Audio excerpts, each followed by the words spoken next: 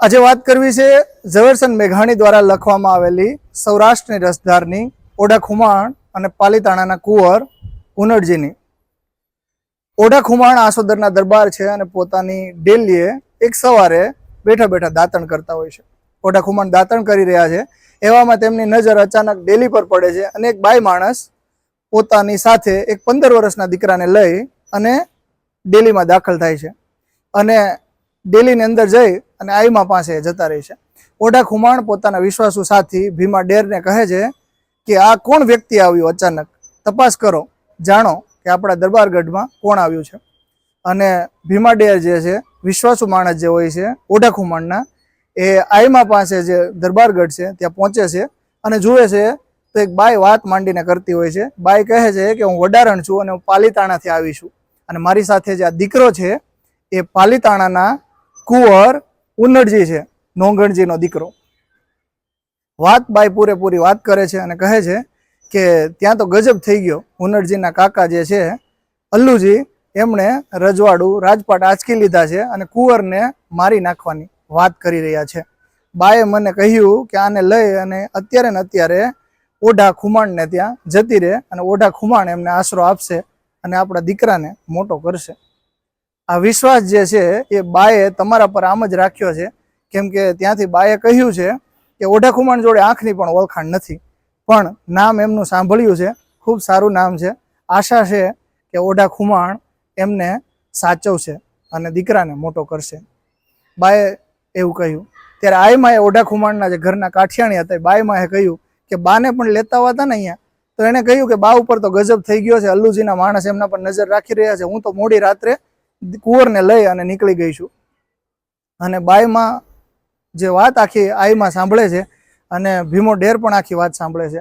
અને ભીમો ડેર પૂરી વાત સાંભળ્યા પછી આઈમાને કહે છે કે આઈમાં શું કરી આ બાબતે? તો કાઠિયાણી કહે છે કે જાઓ દીકરાને લઈ, કુંવરને લઈ અને દરબાર પાસે લઈ જાઓ અને કહેજો કે એક રાજપૂતાણી બેને આપણા પર એક વિશ્વાસ રાખ્યો છે અને બેન ઓળખતા નથી પણ એક ભાઈને શોભે એવી રીતે વિશ્વાસ રાખ્યો અને વીર પસલીનું એ તમારા પાસે વચન માંગી રહ્યા છે. અને ઓઢા ખુમાણ જે છે એમના પાસે એ પાલીતાણાના કુંવર ઉનડજીને લઈને ભીમો ડેર જાય છે અને ઓઢા ખુમાણ દરબારગઢમાં બેઠા હોય છે. તો ઓઢા ખુમાણ જ્યારે દરબારગઢમાં બેઠા હોય છે ત્યારે ત્યાં એક મહેમાન આવેલા હોય છે, મેરામભાઈ, એ પણ બેઠા હોય છે. આ સમયે ઉનડજીને કહે છે ભીમા ડેર કે અંદરથી આઈમાએ કહ્યું છે કે કાઠીને શોભે એવું કામ કરજો.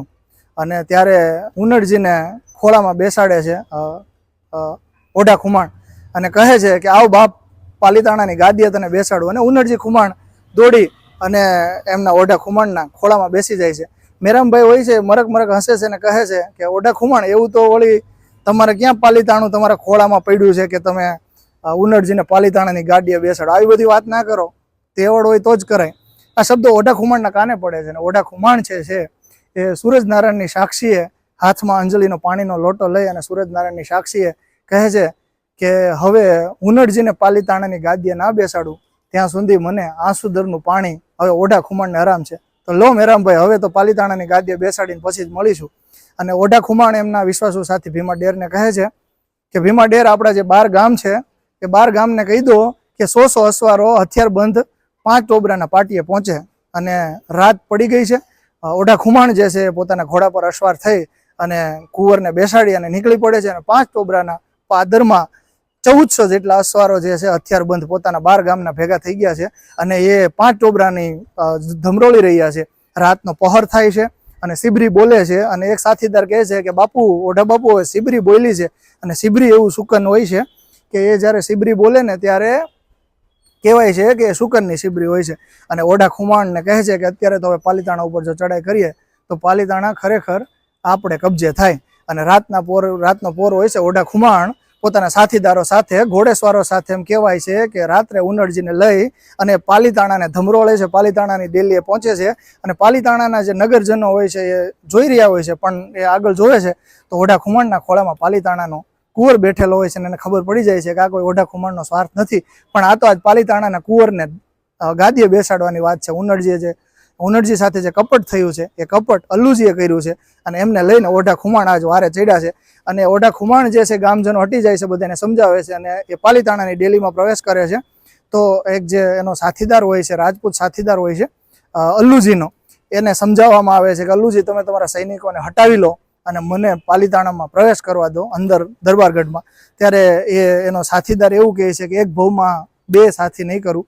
અને પછી ઓઢા ખુમાણ જે છે એમનું એમના સાથે યુદ્ધ થાય છે અને આમને એમના સૈનિકને મારે છે. અને અચાનક જ અલ્લુજી ક્યાંકથી આવે છે અને એ એમના ઉપર ડાંગનો વાર કરે છે અને ઓઢા ખુમાણ અને પાલીતાણાના કુંવર જે છે એ બંને ઉપર સંકટ આવી ગયું હોય છે.